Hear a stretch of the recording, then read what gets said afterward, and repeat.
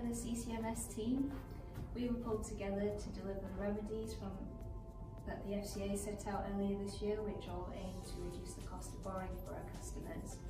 We all feel really proud of what we've delivered. We've really gone over and beyond the regulatory requirements.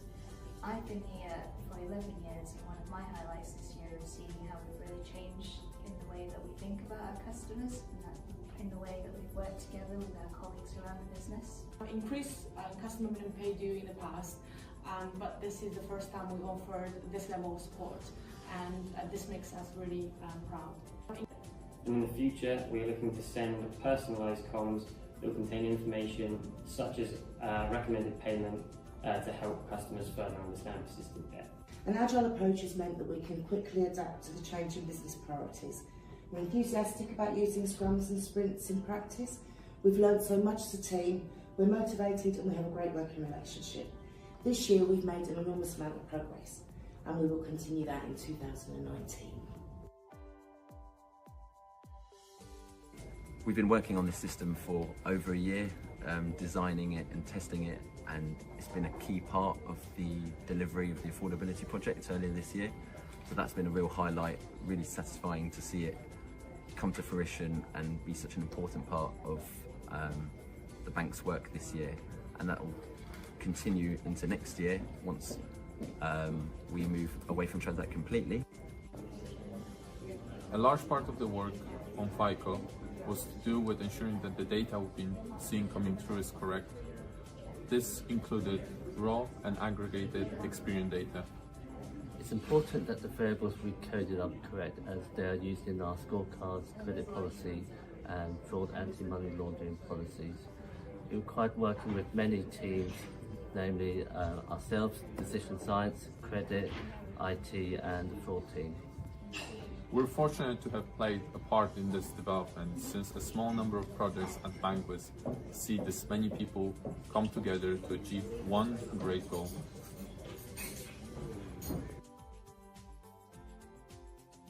With no time, very limited resources, limited data, we showed that we're capable of working as a team, and we did it very well.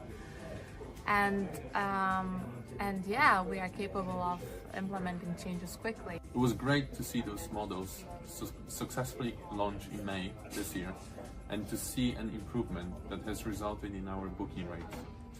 Sitting on my desk, 5 a.m. in the morning, waiting anxiously for Expend to go live. I think the best and the best success was that we actually put the shoes of a typical customer, and for every part of decisioning we actually thought what the best outcome is going to be for that customer, and that's why we did it very well. And I think the best moment, as far as I remember, was a few days after implementation, where we saw that we didn't have any big issues and everything was going very smoothly. I was very, very proud of the entire team and every single one of us. So I think one of the big highlights for us this year has definitely been working on the ROP refund calculator. It's been a big project, so I still remember being called into an office in February of this year, and we were kind of told that over the next 3 days we were going to smash out the ROP refund.